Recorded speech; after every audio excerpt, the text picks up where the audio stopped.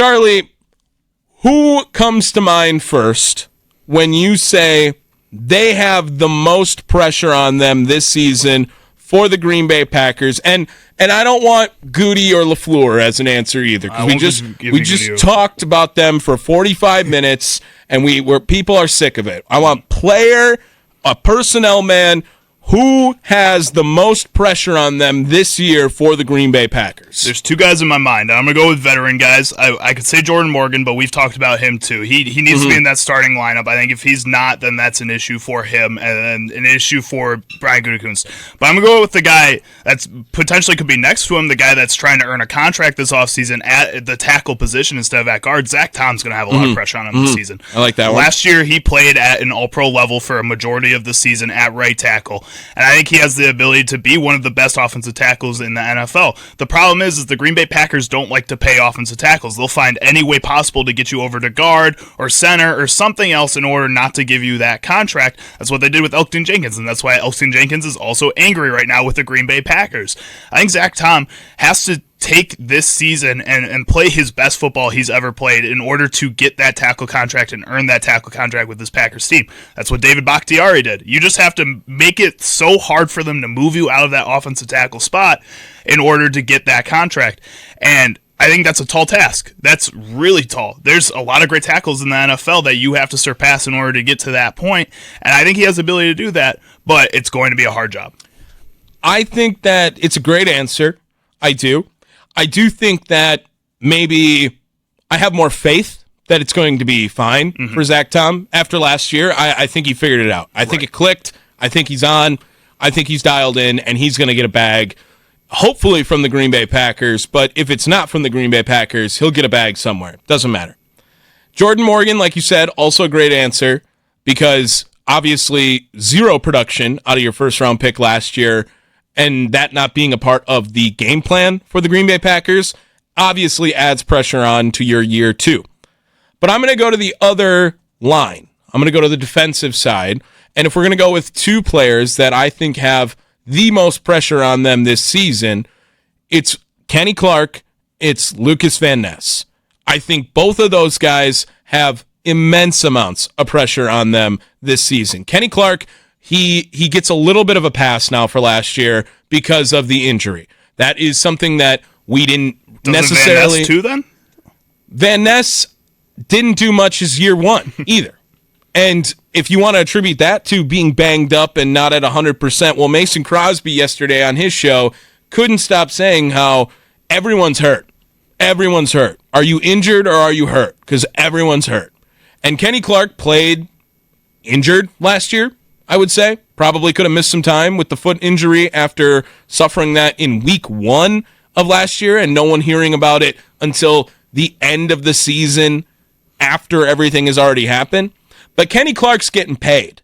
Kenny Clark's got the contract. Kenny Clark is a guy who, when at his best, people were saying, oh, Aaron Donald, Kenny Clark, right? There's a huge gap between the two, but as far as elite talent on the interior defensive line, Kenny Clark was in the conversation to be at the top of that list across the NFL. And last year, nothing. It was nothing from Kenny Clark. There was a handful of pressures that you thought, hey, good job, but those also seemed to be on select games, right? The Green Bay Packers, the most inflated stat they have is how they were 8th or something in sacks last year. That Titans game really helped them out, man. And they had another game they had 2 games with 7 or more sacks. Well, like, I understand you can't eliminate those games. The Saints game was the other one, yes, right? Yes, they were just dominating two awful football teams, and that really helped them out. But Lucas Van Ness, this is a guy who the Green Bay Packers not only invested a first-round pick in, but a high first-round pick in for Green Bay Packers standards. They drafted him, in the lottery of the NFL, if you would. And Lucas Van Ness hasn't really panned out so far for the Green Bay Packers. Not to say that it can't happen, but it's a guy who didn't start in college, didn't have a lot. He was drafted based off of his athleticism and his RAS scores and how well he performed at that. And if you could teach and develop technique, the athleticism would take over and it would be all gravy. Well, it hasn't happened the last 2 years. And you're going to have to make a decision after this season on a fifth-year option now with Lucas Van Ness. And Kenny Clark already made his money. So if Kenny Clark wants to have a very similar season to last year, I don't think that's his mindset. He can.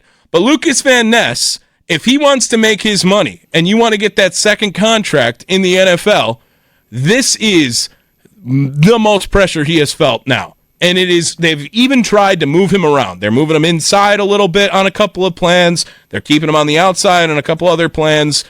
But this seems like Lucas Van Ness to me, as far as the pressure for any player other than Jordan Love on this team, I think he has some of the highest pressure on this team, Charlie. I can see where you're coming from. I would argue that personally, I think Lucas Van Ness has not that much pressure on him compared to what he had when he first came into this league. I think right now a lot of people even forget he's on the team. And I think that's maybe a good thing for a guy like Lucas Van Ness. When you have such low standards from the people around you, it's going to be so much easier to outperform those low standards. And I think that's something that's going to help him a lot. When I think it was last week, me and Sparky had the topic about which player do you think is going to be the breakout player for the Green Bay Packers. I said Lucas Van Ness because all it takes for him to break out this season is 5.5 sacks. That's all it's going to take. And if he does that, he's going to earn a second contract because you're so far past that point where he had those high first-round expectations. And I would argue he didn't even have those expectations when he was drafted. That was kind of a bewildering pick by the Green Bay Packers when they went out and did that. That didn't really make sense to a lot of people. And I think Lucas Van Ness, now at this point in his career, is so honestly under the radar for a lot of people that it's going to be so easy for him to outperform whatever expectations are set in front of him.